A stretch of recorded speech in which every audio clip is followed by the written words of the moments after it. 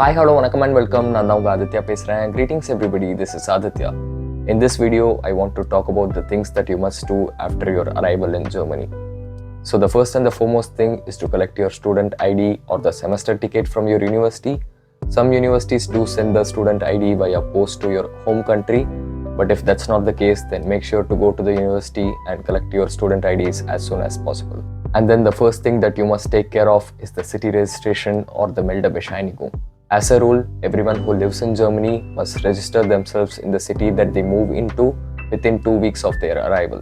If you are living in a house with a rental contract that is not a sublet accommodation, then you should have received a document called as the Wohnungsgewerbestätigung. This document states your address and the rental period along with a signature from the landlord. Then you have to visit the city hall or the Bürger- und Ordnungsamt.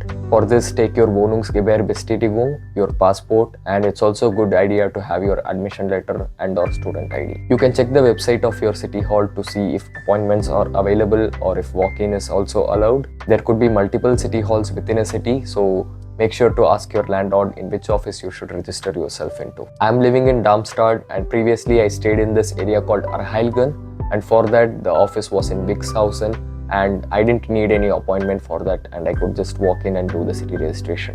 And now I have moved to the city center near the Luisenplatz, and for this the city registration office is in the Luisen Center in Luisenplatz. And for Luisenplatz, appointments weren't available online and the waiting time could take up to 2 months, but walk-in was available but only on Wednesdays, and so I went on Wednesday at 4 a.m. in the morning, stood in a line which as time went by grew so long that I'm sure at least 100 people were waiting in line, and the office opened at around 7:30 and the city registration process just takes about 5 minutes.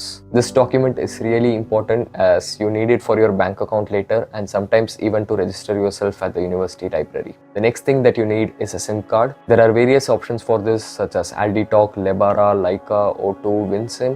Each have their own features and some are contract based. I am using the Aldi Talk SIM card and the monthly pack costs about 9 euros. That is the cheapest one and it offers unlimited calls and 10 GB data for the whole month. And actually this 10 GB is more than enough because public Wi-Fi is available almost everywhere in Germany, including your universities, supermarkets, even buses and trams. This Aldi Talk SIM is available to buy at the Aldi supermarket, and once you buy it, you can just register yourself online. And after that you have to perform this identity verification process. Based on your location, you get to choose a nearby DHL office, and then you will receive something called as a post ident coupon, which is a QR code. So take this QR code along with your passport to this DHL office and they will just verify your passport and get your signature, and then your SIM card will get activated after a few hours and then you can start using it. Next is your bank account. There are various banks in Germany like Commerce Bank, Sparkasse, Volksbank and Deutsche Bank. There is also an online banking option called as N26. For students, there are no monthly charges up to a certain age limit and you can choose any bank of your choice. Once you are done with your city registration, you can either visit the bank directly or also fill a form online to open a new bank account and then take that to the bank. So take your city registration document, your passport and your student ID, and an employee just verified all of these documents and then my bank account was activated after a few days. So once you receive your IBAN, you can link that to your blocked account, which was Expatrio in my case. So after this, you will start receiving your monthly payouts of 934 euros and your health insurance will also be activated. The health insurance is generally billed from the date that the semester starts. So I arrived in the summer semester, so starting date for that was April 11th. But due to delays in my visa, I arrived in Germany only on May 20th. So I had to visit the TK office and show the stamping on my passport and explain why my visa was delayed. And then my health insurance was billed from the day that I arrived. Next is your resident permit. My student visa was valid only for 6 months, so I contacted the Ausländerbehörde or the foreign office about 2 months before my visa expired. And once again, I was standing in line at 4 a.m. in the morning, and actually I had to visit them 4 times before finally I got something called as a Bescheinigung or the fiction visa, which was again valid for another 6 months. And I had to pay 13 euros for this, and I got an appointment for the resident permit on April 9th.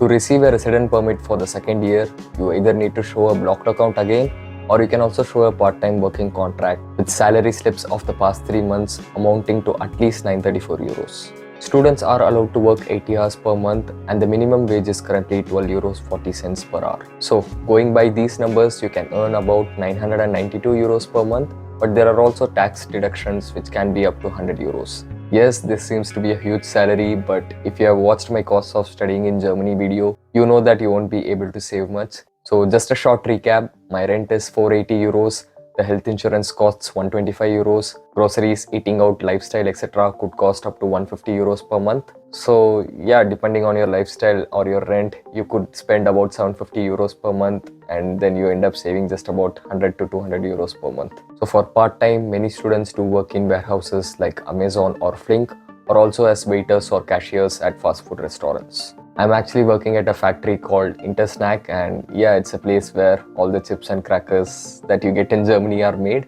Yeah, it's a warehouse job, and each day I work there's a different task for me, like picking up crates of crackers, putting covers on some crates.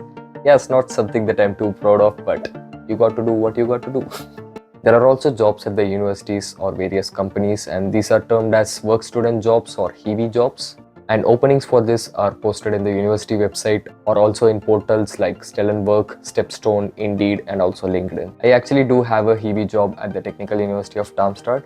I am a student ambassador from this summer semester 2024, so I get to collaborate with other international students and create social media content for prospective students who want to study in TU Darmstadt. So yeah, check out the Instagram page of students of TU Darmstadt and also their website to know more about what we do. And this job is for 10 hours per month, and the hourly wage is 15 euros 15 cents. I have also applied to a few more technical jobs / HEVI jobs, and yeah, I'm still waiting for their response. Back to the resident permit, by the way. Depending on your blocked account or your part-time contract, you can get a resident permit either for 6 months, 1 year, or 2 years. This also depends on the officer that you get on your resident permit appointment. This also seems to be varying from city to city. Like for my sister who lives in Bonn, she got her resident permit directly for 2 years without even showing any proof of funds. For me, I had extended my blocked account by 6 months, and I had 1 more month of blocked account left in my initial blocked account.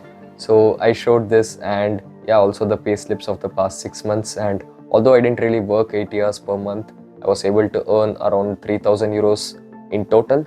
So yeah, I showed all of this, and the visa officer told me that I would get a resident permit for 1 year, and then I'll have to go back and extend it further by again showing proof of funds. The documents that you need for your resident permit are your passport, visa and/or fiction visa, a recent biometric photo, the Meldebescheinigung from your university, the housing contract or the Wohnungsgewerbestätigung, and your city registration, and also your performance record or the semester results from your university, and then finally, of course, the proof of funds. So these are basically the things that you need to take care after your arrival in Germany. So you have city registration, SIM card, bank account, health insurance activation, and then finally your resident permit. So I wish you a successful and a hassle-free arrival into Germany. So thanks a lot for watching this. If you liked it, like, share and subscribe. See you in the next video. Nandri, Vanakkam, choose.